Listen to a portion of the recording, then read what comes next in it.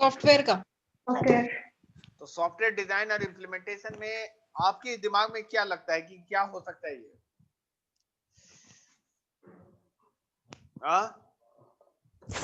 Sir एक तरीके से ड्राई रन करके देखते हैं हम अपने सॉफ्टवेयर डिजाइन को कि वो इसको इम्प्लीमेंट करेंगे तो कैसे काम करेगा। बेटा एक सबसे बड़ी बात ये है कि ड्राई रन हम नहीं कर रहे हैं, ठीक है। हम ये बात कर रहे हैं कि सॉफ्टवेयर का जो आर्किटेक्चर हम लोगों ने बनाया था उसको जो है हम कैसे इंप्लीमेंट करेंगे। जो हमारा कोडर होगा, जो प्रोग्रामर होगा, जो वो किस तरह से उसको डिजाइन करेगा। क्या करेगा? प्रोग्रामर आपके एप्लीकेशन को कैसे डिजाइन करेगा, उसका लुकआउट कैसा होगा, उसका जो है स्ट्रक्चर कैसा होगा, उसका स्क्रीनशॉट कैसा होगा, उसका कलर क्या होगा, कौन सा बटन लगेंगे, कहाँ बटन लगेंगे, किस केसेस में बटन डिजाइन होगा, ठीक है।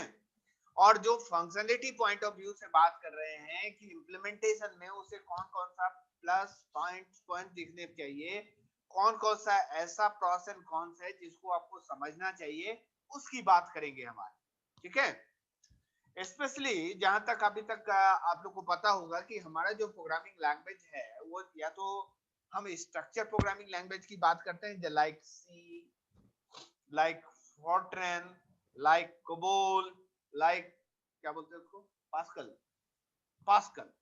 अब ये सारे लैंग्वेज तो आपने पढ़ा ही नहीं था, पढ़ा था क्या? अरे पढ़ा है, अरे ये सारे लैंग्वेज पढ़ा है या सुना है? ये सारे लैंग्वेज का नाम सुना भी है कि नहीं सुना है? सुना है सर। सुना है। अच्छा चलो सुना है तो मेरे को ये बताओ फॉर्ट्रैन लैंग्वेज का क्या यूज होता था? सर यूज नहीं पता। तो क्या सुना है? एक्चुअली क्या है कि अभी जो नेता अभी सॉफ्टवेयर है जिसको हम लोग कहते हैं मैटलैब, ठीक है। तो मैथमेटिक्स फार्मूला के लिए और साइंटिफिक एप्लीकेशन डिजाइन के लिए हम लोग फॉर्ट्रैन यूज करते हैं। तो जो programming language structure programming language थे उसमें केवल हम स्ट्रक्चर, जैसे आपको सी में स्ट्रक्चर का कंसेप्ट था, सी भी स्ट्रक्चर प्रोग्रामिंग के लिस्ट में आते हैं, ठीक है। सी भी स्ट्रक्चर प्रोग्रामिंग लैंग्वेज आते हैं, लेकिन सी प्लस प्लस को स्ट्रक्चर प्रोग्रामिंग लैंग्वेज नहीं बोलते क्योंकि सी प्लस प्लस जो है ऑब्जेक्ट ओरिएंटेड प्रोग्रामिंग लैंग्वेज है, ठीक है। तो उस कॉन्टेक्स्ट में आज हम बात करने जा रहे हैं कि जो हम ऑब्जेक्ट ओरिएंटेड प्रोग्रामिंग लैंग्वेज की बात करते हैं तो ऑब्जेक्ट ओरिएंटेड प्रोग्रामिंग लैंग्वेज जो हमारे पास है, लेकिन क्या ऑब्जेक्ट ओरिएंटेड प्रोग्रामिंग लैंग्वेज से हम प्रोग्राम बना लेंगे जब तक हमें ऑब्जेक्ट ओरिएंटेड डिजाइनिंग नहीं पता होगा।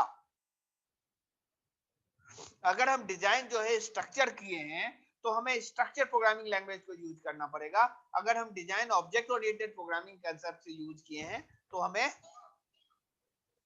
ऑब्जेक्ट ओरिएंटेड यूज करना पड़ेगा, object oriented programming language use करना है। चाहे आप जो है ऑब्जेक्ट बेस्ड ऑब्जेक्ट, चाहे visual C plus plus use करो, विजुअल बेसिक यूज करो, या जो है डॉटनेट फ्रेमवर्क यूज करो, या आप सी प्लस प्लस यूज करो, जावा भी यूज करो, जो है अभी को, लेसस को, लिंडा यूज करो, lots of things are there. अब क्वेश्चन ये है कि ऑब्जेक्ट ओरिएंटेड डिजाइन करने के लिए हमें जो लैंग्वेज की यूज पड़ रही है that is called the unified modelling language. ये मैंने पिछले क्लास में भी इस बात की डिस्कशन किया था कि जो यूनिफाइड मॉडलिंग लैंग्वेज है उसका वाइडली यूज पैटर्न्स हैं, ठीक है।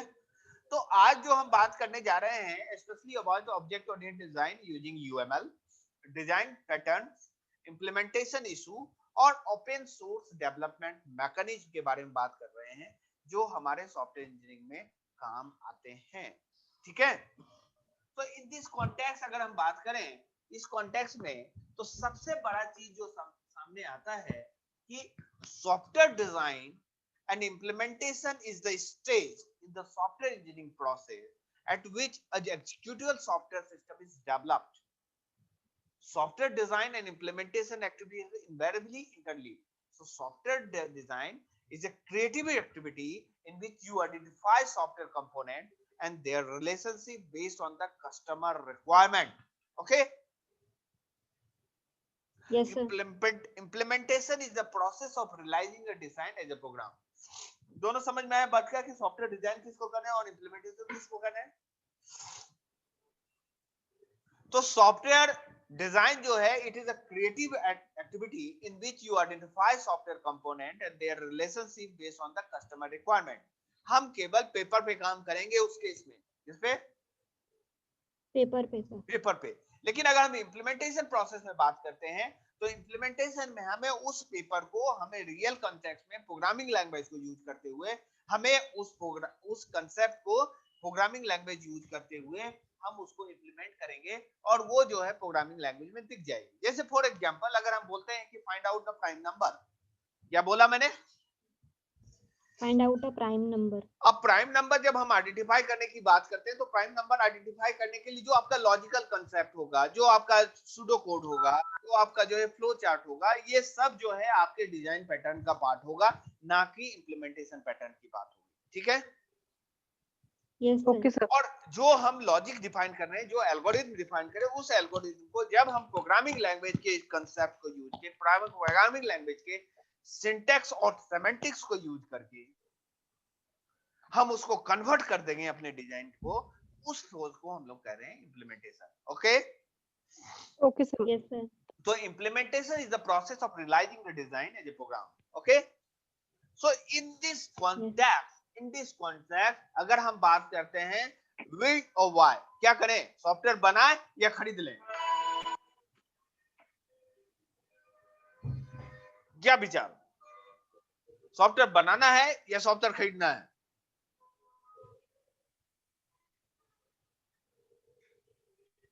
अभी तक आपने सॉफ्टवेयर बनाया है या सॉफ्टवेयर खरीदा है? सर दोनों किया। दोनों किया है। कौन सा सॉफ्टवेयर बनाया है?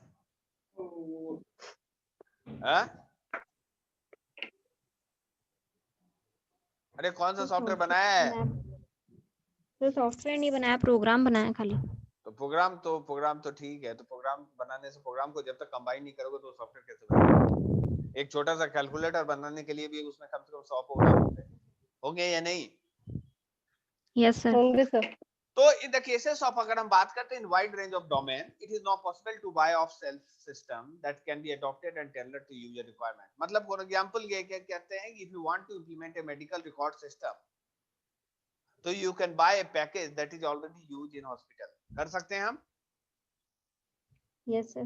तो इससे क्या होगा कि उसका कॉस्ट भी कम लगेगा और जो है हम जो है फास्टर यूज भी कर सकते हैं। ठीक है? लेकिन अगर हम इसको डेवलपमेंट या प्रोग्रामिंग लैंग्वेज से डेवलप करने तो इट इज टाइम कंज्यूमिंग, थोड़ा समय तो लगेगा ना, क्योंकि कस्टमाइज सिस्टम है।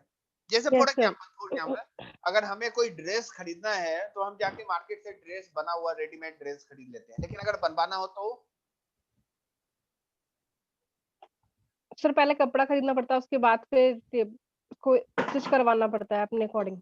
तो उतने दिन में बहुत समय लग जाएंगे। कितने बार मार्केट जाना पड़ता है?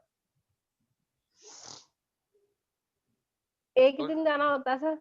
एक दिन जाना है, फिर ड्रेस जाना है, फिर पैक उसकी जो है वो स्टिचिंग होगी, स्टिचिंग करने के बाद वो प्रेस करके आपको देगा। कितने समय ले लेगा? हाँ सर, 1 वीक। 1 वीक। और अगर हम मार्केट से परचेज करके ले आए तो 1 डे। सर हार्डली आधा घंटा या 1 घंटा मुझसे। तो कौन सा आसान है, कौन सा थोड़ा सा कॉम्प्लेक्स है? सर जो सिर्फ परचेस करना है। तो परचेज करना जो आसान, तो यही एक क्वेश्चन ये है कि बाय और हम और बिल्ड के बारे में बात कर रहे हैं। तो जनरली हमें अगर कोई सॉफ्टवेयर चाहिए तो या तो हम सॉफ्टवेयर बने बनाए ले लें, या तो हम बनवाएं। बनवाने में समय लगेंगे और पैसे भी थोड़ा ज्यादा लग सकते हैं। ठीक है? Okay sir. तो अब क्वेश्चन ये है कि when you develop an application in this way, the design process become concerned with the how to use the configuration feature of the system deliver the system requirement। तो in this context में अगर हम बात करते हैं तो हमें ये पहले पता करना होगा कि हम सॉफ्टवेयर को डिजाइन कैसे करें और डिजाइन करने की क्या कॉन्फ़िगरेशन होगा, क्या फीचर होगा, ये हम लोगों को डिस्कशन भी करना होगा। बहुत सारे कलर भी सर्टिफाई करने होंगे। ये जो ऑलरेडी बनाए हैं उसके हिसाब से ले लो। हाँ? दुकान वाले क्या बोलते हैं, हमारे पास तो यही मॉडल है, लेना है तो ले लीजिए, नहीं तो लीजिए। ऐसे बोलता है ना? Yes yes sir. सर। आप बोलते नहीं, मेरे को जो है ना ऊपर जो है भी कलर चाहिए, नीचे जो है एल कलर चाहिए, बीच में जो है हमको डी कलर चाहिए। तो बोला ऐसा नहीं मिलता, ऐसा मिलता है तब जाकर कस्टमाइज करवा। ठीक है? So Yes, sir. structured object-oriented design process involve developing a number of different system models. They require a lot of effort for the development and the maintenance of these models, and for a small system, this may not be cost effective. So, however, for the large system developed by the different group, design models are important in communication mechanism. In this case, अगर हम processes की बात करें, so there are a variety of different object-oriented design process that develop or depend on the organization using the process. So common activity in this process include: number one, define the context and mode of the use of the system, design the system architecture, identify the principal system object, or develop design models, specify object interface. So in this cases अगर हम थोड़ा सा देखें system context में, तो सभी हम system को समझने, जो हम पहले से ही बात कर रहे हैं कि सिस्टम को समझिए, सिस्टम कैसे बनते हैं और किस हिसाब से मिलते हैं. So understanding the relationship between software that is being designed and its external environment is essential for deciding how to provide the required system functionality and how to structure the system to communicate with its environment. So understanding the context, let us see you establish the boundary of the system. In this case अगर हम बात करते हैं तो कुछ interaction models हैं, और उस मॉडल्स को हम थोड़ा सा अगर समझे तो एक डायग्राम जो आपके स्क्रीन पे पड़ा हुआ है उसको हम लोग वेदर स्टेशन कहते हैं. और उस वेदर स्टेशन में आप देखें, वेदर स्टेशन का मतलब ये है कि जहां पे वेदर इंफॉर्मेशन सिस्टम बनते हैं जो ये बताता है कि कल बारिश हो जाएगी. क्या बोलता है? कल बारिश होगी या नहीं, कल बारिश होगी या नहीं होगी ऐसा बोल देता है. अब हुई या नहीं हुई अलग बात है यार, दैट्स इट, लेकिन वो प्रेडिक्शन कर देता है ना. कैसे बस एक पॉसिबिलिटी शो हो जाती है कि हाँ तो होगी ये या नहीं सिस्टम होगी है, इस एक चीज़ की। सैटेलाइट से इंफॉर्मेशन वो लेता है, वेदर स्टेशन लाता है, वेदर इंफॉर्मेशन सिस्टम में कोड करता है, कंट्रोल सिस्टम में जवाब देता है, उसके बाद फिर वेदर स्टेशन से रिपोर्ट होता है जो 1 to 1 है, 1 to n रिलेशनशिप के हिसाब से. मेन इंफॉर्मेशन वो देखता है सैटेलाइट के इमेज पे के बेस पे, वो डिसाइड करता है कि हमारा ये बता रहा है कि आज ऐसा होगा तो कल ऐसा होगा. तो इस प्रोसेस को अगर हम वेदर स्टेशन यूज केसेस देखें तो आप देखो कि वेदर इंफॉर्मेशन सिस्टम और कंट्रोल सिस्टम टू अलग अलग जो है हमारा एक्टर है. जिस एक्टर में वेदर इंफॉर्मेशन सिस्टम का स्ट्रक्चर है कि वो रिपोर्ट वेदर का रिपोर्ट देगा और रिपोर्ट स्टेटस की बात करेगा, और कंट्रोल सिस्टम बोलता है कि अगर हम बात करते हैं वो रीस्टार्ट भी कर सकता है, शटडाउन भी कर सकता है, रिकॉन्फ़िगर भी कर सकता है, पावर सेव भी कर सकता है और रिमोट कंट्रोल भी कर सकता है. Lots of mechanism about the weather forecasting system. Okay, अगर इस चीज को थोड़ा सा एक्सपेंडेड फॉर्म में देखें, अगर यूज केसेस फॉर्म में बात करें तो नाम क्या था यूज केसेस का? Report weather. ऐसा ही था ना? अरे ऐसा ही था ना? Yes, sir. और इस चीज को जो है एक्टर कौन कौन थे? वेदर इंफॉर्मेशन सिस्टम और वेदर स्टेशन. वो कर क्या रहा है? तो weather station send a summary of the weather data that has been collected from the instrument in the collection period to the weather information system. The data sent are the maximum, minimum and average ground and air temperature, the maximum temperature, minimum temperature, average air pressure, or minimum, maximum and average wind speed, and the total rainfall and the wind direction as a supply for the 5-minute interval. क्या हो जाता है उसी के base पे वो decide कर लेता है कि आगे बारिश होगी या नहीं होगी. पक्का?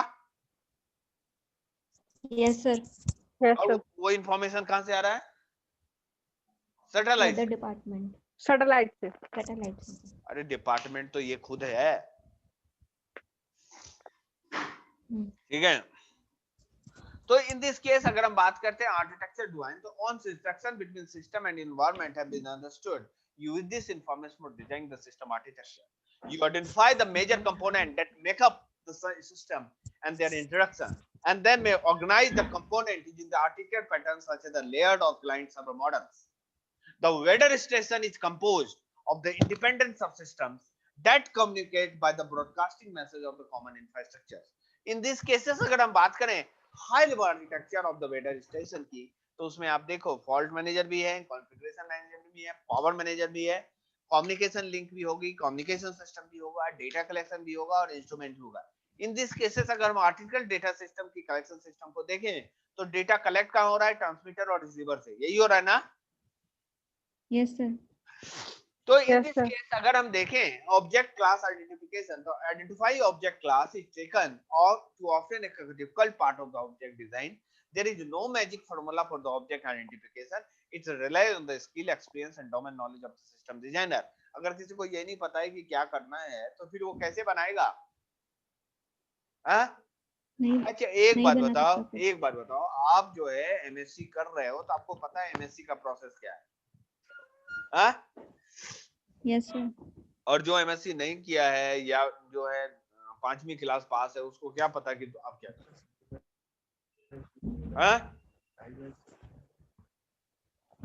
तो ऐसा कोई मैजिक फार्मूला नहीं है कि सबको बता दें। Object identification iterative process you are like to write the first time. ये आइटरेटिव हो सकता है कि आपको लगे कि पहली बार में जो है हम सही हैं, लेकिन हो सकता है दूसरी बार आप गलत हो सकते हो। ओके, इसलिए 2-3 बार 4 बार जो है हम देखते हैं और समझते हैं और समझने की कोशिश करते हैं कि हम सही हैं या गलत हैं। तो object identification is iterative process you are unlikely. तो प्रोसेस ये approach to identification point of view से बात करते हैं तो हम जो है grammatical approach based on the natural language description use based understandable state behaviour approach and scenario based system analysis. अब इसमें देखो कि अगर थोड़ा सा ये जो है ये थ्योरी पार्ट है कि वेदर स्टेशन क्या होगा, कैसे काम होगा, कैसा डायरेक्ट करेगा, ये एक क्वेश्चन है जिस क्वेश्चन को हम लोग यूज करते हैं। यहाँ से आप देखिए ये क्वेश्चन है, क्या है ये एक प्रॉब्लम है और इस प्रॉब्लम को सॉल्व करने के लिए हम आगे बढ़ रहे हैं। तो प्रॉब्लम ये है कि weather station is a package of software control instrument which collect data, perform some data processing and transmit data for the further processing. ये इस चीज को सॉल्व करने के लिए हम बात कर रहे हैं कि when command is issued to transmit the weather data, the weather station process and summarise the collect data, the summarized data is transmitted to the mapping computer when it is received। तो object oriented में हमें देखना है कि ground में क्या है, ground temperature में 2 बैरोमीटर रहेगा, वेदर डेटा। और इस चीज को आप देखो कि अभी तक हम बात कर रहे थे थ्योरी में कि क्या करना है, और उसके बाद हम बात कर रहे हैं कि ऑब्जेक्ट को हम कैसे आइडेंटिफाई करेंगे और कौन कौन सा ऑब्जेक्ट होगा और उसके जो है एंटिटी और एट्रिब्यूट्स क्या होंगे। तो इस चीज को हम बात कर रहे हैं यहाँ। इस चीज को देखने के बाद शायद आपको समझ में आया है कि C++ में हम कैसे बना सकते हैं। अरे जावा में बना सकते हैं। अच्छा चलो सी में हम स्ट्रक्चर डिजाइन कर सकते हो आप लोग? Yes sir. सी में स्ट्रक्चर मान लो वेदर स्टेशन नाम का एक स्ट्रक्चर बनाना है, वेदर डेटा नाम का स्ट्रक्चर बनाना है, ग्राउंड द थर्मोमीटर के नाम से एक स्ट्रक्चर बनाना है, एनोमीटर का बैरोमीटर। तो सी में जब स्ट्रक्चर बनाते हैं तो C++ में इसको क्लास बोलते हैं। क्लास में भी बना सकते हैं हम या नहीं बना सकते? क्लास डिफाइन करने आता है आपको? Yes sir. तो क्लास में ऐसे ही तो डिफाइन करते थे, फंक्शन और डेटा, वेरिएबल्स और डेटा, और ऐसे करते थे ना? Yes sir. डेटा मेंबर और functions define class data member और मेंबर फंक्शन ही तो है। ये क्या है, ये क्या आइडेंटिफायर? सर ये तो डेटा मेंबर है और ये वाले जो है ये नीचे जो पैरेंथेसिस के साथ वो मेंबर फंक्शन है। ये क्या है? Weather data member. इसी ये वो डेटा मेंबर। और ये क्या है? हाँ, कलेक्ट सम। ये क्या है? सर इसको एक मतलब मेंबर फंक्शन की तरह बोल सकते हैं। मेंबर फंक्शन ही है। ओके, बोलना नहीं है।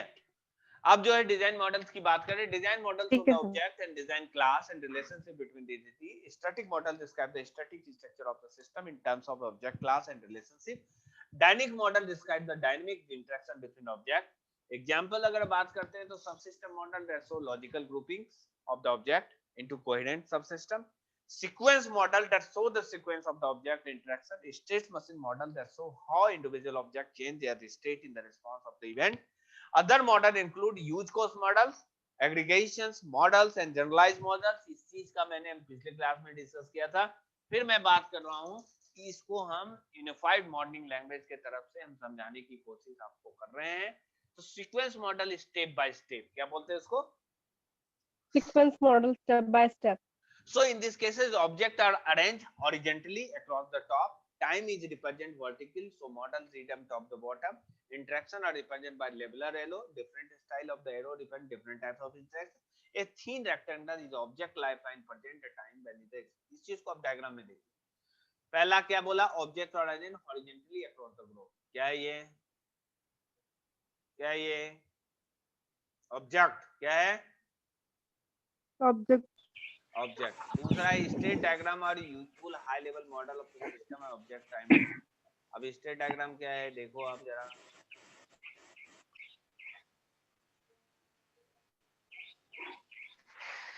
स्टेट डायग्राम देखो. उसके बाद हम बात करते हैं इंटरेक्शन और थीन रेक्टेंगल. ये जो है ये छोटा छोटा छोटा छोटा छोटा ये सारी चीज. अब इस चीज को स्टेट डायग्राम की बात है. State diagram is used to show how object respond to the different service request and state transition triggered by this request. State diagram are useful high level model of the system or object runtime behavior. You don't need to state diagram in the cases. तो इस चीज को आप देखो कि कैसे हमारा weather state diagram. अभी हम बात कर रहे थे वेदर फोर्सिंग, और ये सॉफ्टवेयर, ये मॉडल, ये आर्किटेक्चर ये बताता है कि हमारा मॉडल कैसे काम करेगा. ठीक है, नहीं समझ में आया? किसी को समझ में आ रहा है कि क्या है ये फोटो?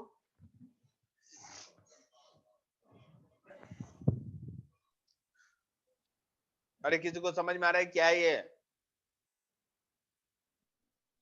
No sir. ये क्या है, नहीं समझ में आ रहा है? ये एक वेदर स्टेशन का स्टेट डायग्राम है. वेदर स्टेशन का स्टेट डायग्राम. वेदर स्टेशन एक सॉफ्टवेयर है इसके पास, जिस सॉफ्टवेयर का एक हम स्टेट डायग्राम बना रहे हैं, जिस डायग्राम में ये बता रहा है कि हम शट डाउन कर सकते हैं, कॉन्फ़िगर कर सकते हैं, रनिंग कर सकते हैं, कंट्रोल कर सकते हैं, टेस्टिंग कर सकते हैं, ट्रांसमिटिंग कर सकते हैं, समराइज कर सकते हैं, कलेक्टिंग कर सकते हैं.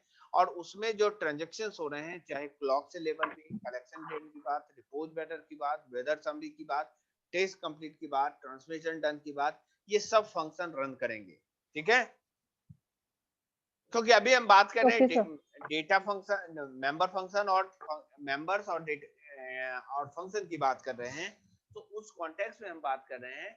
तो इंटरफेस स्पेसिफिकेशन जो है, it have to specify so that object and other component can be designed in parallel. Designers should avoid designing interface represent but should be hide the object itself. In these cases अगर हम UML point of view की बात करें तो हमारे पास दो class बन रहे हैं, एक तो रिपोर्टिंग, दूसरा रिमोट कंट्रोल. ठीक है, और ये जो है रिपोर्टिंग और रिमोट कंट्रोल के केसेस में ये सारे जो है फंक्शंस हैं, और मेंबर फंक्शन करने के बाद उस पॉइंट को अगर हम देखें तो हमारा जो मेन पॉइंट होता है कि सॉफ्टवेयर डिजाइन एंड इंप्लीमेंटेशन और interleave activity, the level of detail in the design depend on the type of system and whether you are using plant drives or agile operation. The process of the object oriented design include activity to design the system architecture, identify object in the system and describe the design using different object model and document for the component. A range of the different model may be produced during an object oriented design process. These include static model, class models, generalization model, association models and dynamic model, sequence model, state traces.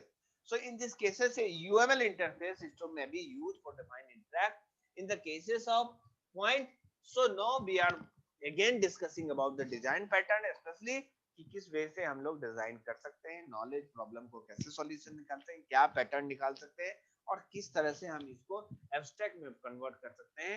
इसमें सबसे पहली बात है आपको समझना पड़ेगा कि patterns का एलिमेंट क्या होगा. तो एक तो नेम, दूसरा प्रॉब्लम डिस्क्रिप्शन, तीसरा सॉल्यूशन डिस्क्रिप्शन और third is consequences. In the cases of अगर ऑब्जर्वेशन पैटर्न की बात करते हैं, name is the observer, description is separate the display of the object state with object itself. Problem description used when multiple display of state are needed. Solution description see especially हम slide में UML में बात करें, अभी भी मैं बात करूंगा कि हम केसेस और कंसेक्वेंसेस में. अब हम बात करते हैं ऑब्जर्वर. तो ऑब्जर्वर हम ऐसे दिख रहे हैं, ये क्या करेगा, ये जो है सेपरेट डिस्प्ले करेगा. प्रॉब्लम डिस्क्रिप्शन ये है, इसको सॉल्व करने के लिए हम स्कैन बताएंगे. दूसरा जो है सॉल्यूशन डिस्क्रिप्शन ऑब्जर्वर 2 बता रहा है. तीसरा जो है इस पॉइंट को अगर हम ऑब्जर्वर सिस्टम बता रहे हैं कि हमारा जो आउटपुट कैसे निकलेगा सिस्टम में, और ये केसेस है। अब यहाँ के अगर हम बात करते हैं यूएम लेटर सिस्टम की बात है, तो एक तो सब्जेक्ट है, दूसरा ऑब्जेक्ट है, यहाँ प्रॉब्लम्स है और यहाँ जो है आउटपुट निकल रहा है अपडेट मॉडल्स में। तो ये सिस्टम जैसे हम बात कर रहे हैं कि अगर हम एग्जामिनेशन मॉनिटरिंग सिस्टम की बात करें या लाइब्रेरी मैनेजमेंट सिस्टम की बात करें या तो फैकल्टी मैनेजमेंट सिस्टम की बात करें या आप जो है थोड़ा सा एंड्रॉइड ऑपरेटिंग सिस्टम की भी बात कर सकते हो, तो वो जो है आपके पास जो डिस्प्ले हो रहा है वो आउटपुट पैटर्न कैसे निकला है in the terms of observer, और जो हमारे पास उसके अंदर इनपुट अब जा रहा है उसके प्रोसेस हो रहे हैं। आप तो क्या है डबल टैप करते हो, आपका स्क्रीन ऑन हो जाता है, उसके बाद आप कॉल कर देते हो, लेकिन आप कभी सोचते हो कि कॉल कैसे लग गई, कैसे एप्लीकेशन डिजाइन हो गया, कौन बनाया इसको, कैसे डिजाइन हुआ, किस तरह का फंक्शनलिटीज काम करता है, उसका बैकग्राउंड प्रोसेस क्या है, इस चीज को भी हमें समझना पड़ेगा और in this cases UML diagram में हमें समझना पड़ता है। अब अगर हम बात करते हैं सबसे बड़ा इशू ये है कि जब हम इम्प्लीमेंटेशन करें तो जो प्रोग्राम और जो फंक्शंस अपन बनाए वो फंक्शन जो है रीयूज करने लायक हो। ऐसा नहीं है कि हम एक बार बना लें उसके बाद उसको यूज ही नहीं कर पाए। तो configuration management is very very very important issue, जिसके कारण आपने देखा होगा कि ऑब्जेक्ट ओरिएंटेड प्रोग्रामिंग लैंग्वेज में एक कांसेप्ट है that is inheritance, that only used for the reusability purpose, okay. अब अगर हम बात करते हैं from the 1960 to 99 most new software was developed from the scratch. This is Rukia writing all code in the high level programming. भाई सीधी सी बात है, उस समय तो सबके प्रोग्राम लिखे जाते थे, लेकिन बाद में सोचा कि इतने सारे प्रोग्राम लिखेगा कौन, उससे बेहतर है हम कोड को ही कॉपी कर लें। और आप देखोगे आज के डेट में बहुत सारे सॉफ्टवेयर ऐसे अवेलेबल हैं जो ऑनलाइन अवेलेबल हैं। कल हम बात कर रहे थे एक चीज पे कि एग्जामिनेशन सिस्टम कोड लिखना पड़ेगा, ये टेस्ट करेगा, ये पेजेस करना पड़ेगा। अब पता चलता है कि वो सब अवेलेबल है ऑनलाइन, वो भी फ्री ऑफ कॉस्ट, वो भी है लेकिन टफ है, ठीक है। अब हम उसकी चीज को रीयूज लेवल में एब्स्ट्रैक्ट लेवल भी हमें देखना है कि जो है ऐसा डायरेक्टली यूज नहीं करे और अनडायरेक्टली यूज नहीं, ऑब्जेक्ट जैसे कंपोनेंट और सिस्टम लेवल। रीयूज का कॉस्ट जो है, जो मैं पहले भी बोल चुका है कि एजाइल सॉफ्टवेयर डेवलपमेंट में सबसे बड़ी बात है कि हमारा परफॉर्मेंस और कॉस्ट जो है वो मैटर करता है, क्योंकि लड़ाई जो सॉफ्टवेयर इंजीनियरिंग की है वो सिर्फ इतना ही है कि सॉफ्टवेयर का कॉस्ट ज्यादा हो जाता है और क्वालिटी घट जाता है। क्या होता है लड़ाई, क्या है? कॉस्ट ज्यादा हो जाता है और क्वालिटी, मतलब सॉफ्टवेयर का कॉस्ट ओवर बजट हो जाता है और क्वालिटी बिलो। तो आप समझ मेरे को बात बताओ कि अगर आपसे कोई 5 लाख रुपया लेता है और प्रोजेक्ट जो है छोटा सा दे देता है, तो क्या वो एक्सेप्ट करोगे क्या आप? तो जब एक्सेप्ट नहीं करोगे, मतलब कि 5 लाख का मोबाइल खरीदे और उसमें जो है फॉल भी नहीं लग पा रहा है, तो क्या करोगे आप? जैसे पार्कर पेन जो खरीदते हैं हम, पार्कर पेन में लिखने में बड़ा तकलीफ होती है, पता नहीं क्या कॉस्ट है। सो इन दिस केसेस ये जो लड़ाई है, इस लड़ाई के लिए जो हमारा सबसे बड़ा लड़ाई चल रही है 1968 से लड़ाई चल रही है सॉफ्टवेयर इंजीनियरिंग के लिए, और उस लड़ाई में जो प्रॉब्लम हुई थी, उस लड़ाई के प्रॉब्लम का नाम ही जो है सॉफ्टवेयर क्राइसिस है, जो हमने फर्स्ट क्लास में बात किया था। और उस लड़ाई को आज तक जो है 2020 में भी हम लोग वही लड़ाई पे काम कर रहे हैं, लेकिन एंड्रॉइड आने के बाद वो लड़ाई का बहुत सारा प्रॉब्लम सॉल्व हो चुका है, क्योंकि ना तो आपको सॉफ्टवेयर खरीदने का पैसा देना पड़ रहा है, ना तो सॉफ्टवेयर पर क्या बोलते हैं अपग्रेड करने का पैसा देना पड़ रहा है, हाँ, और ना तो आपके सिस्टम के परफॉर्मेंस को बढ़ाने का पैसा देना पड़ रहा है। Am I right? Yes sir. ऐसे तो yes, कैसे मैं कैसे सही हूँ ये मेरे को बता दो। आपने तो यस बोल दिया, लेकिन मैं सही कैसे हूँ ये बताओ। सर जैसे अगर हमारे अपडेट हो जाता है ना, यूज करते हैं, हेलो, हाँ, मोबाइल यूज करते हैं, उसका जो सॉफ्टवेयर है तो सॉफ्टवेयर हर महीने होता है, तो उसमें चार्जेस नहीं होते, तो लोग तो यही चाहेंगे ना कि जहाँ पे चार्जेस ना हो और परफॉर्मेंस हो, प्रेफर करेंगे। हाँ, तो कहने का मतलब जब आपका सिस्टम अपडेट होता है तो क्या आपसे कोई पैसा लेता है क्या कोई? नो सर, नहीं लेता है, नहीं लेकिन लेते सर। तो अब कहने का मतलब है कि आप देखो वो लड़ाई जो 1968 में शुरू हुई थी, वो लड़ाई 2020 में हम अभी इस फेज में हैं कि हमने सिस्टम को अपडेट कर दिया और प्रॉब्लम सॉल्व हो गई और हमसे कोई पैसा भी नहीं मांगा है। अब ये तो बहुत बड़ी बात है ना Yes, कि sir. आपके कंप्यूटर पे आपके सिस्टम को अपग्रेड भी कर दिया लोगों ने और वो आपसे पैसा भी नहीं मांगा। This is the very challenging task. ये 1968 की लड़ाई 2020 में सॉल्व होती दिख रही है या नहीं?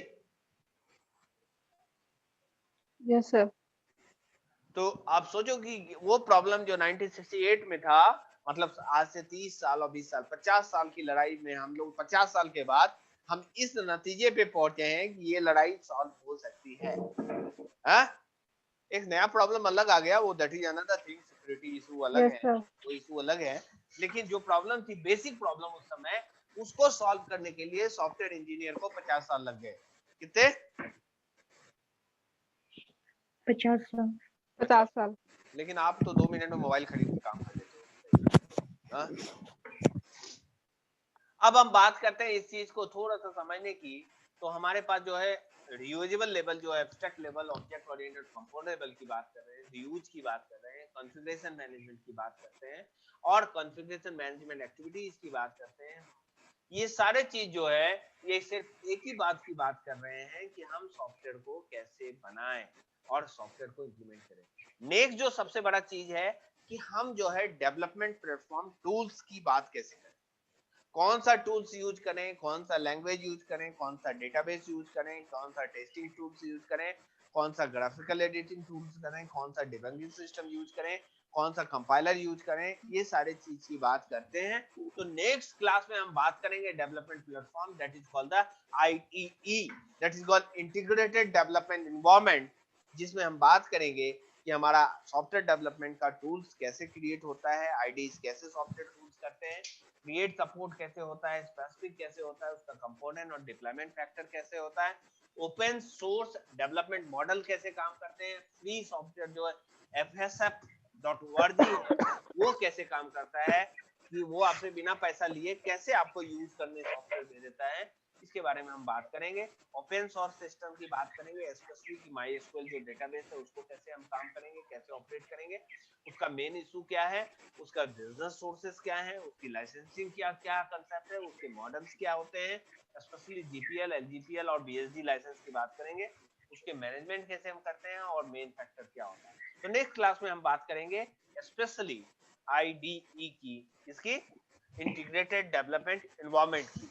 तो आज जो है मैं सिर्फ इतना ही कह रहा हूँ कि जो सॉफ्टवेयर मॉडल्स हैं, उस सॉफ्टवेयर मॉडल्स में डेवलपमेंट क्या होगा, टारगेट क्या होगा, कस्टमाइज क्या हो, चेंज क्या होगा, यूज को लेवल क्या होगा, इम्प्लीमेंटेड इश्यूज को कैसे हम दिखाते हैं, उसके प्रॉब्लम्स को जस्टिफाई कैसे करते हैं, UML मॉडल को, ऑब्जर्वर पैटर्न को कैसे हम लोग जो है रिप्रेजेंट करेंगे, मल्टी डिस्प्लेसन ऑब्जर्वर प्लेटफॉर्म को कैसे हम फेस करेंगे, ऑब्जर्वर पैटर्न काम कैसे करता है, और स्पेशली हमारा एक एग्जांपल जो मैंने वेदर स्टेशन की बात किया था, उसके स्टेट डायग्राम कैसे काम करता है, सीक्वेंस मॉडल कैसे काम करता है और डिजाइन मॉडल कैसे काम करता है, क्लास कांसेप्ट से क्लास में कैसे हम बदलते हैं किसी चीज को और उसको प्रोग्रामिंग लैंग्वेज में कन्वर्ट कैसे करते हैं, ये सारे चीज की बात हम लोगों ने किया है।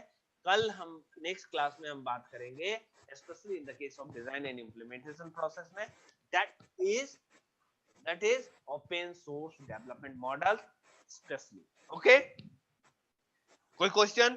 Okay sir. अरे कोई क्वेश्चन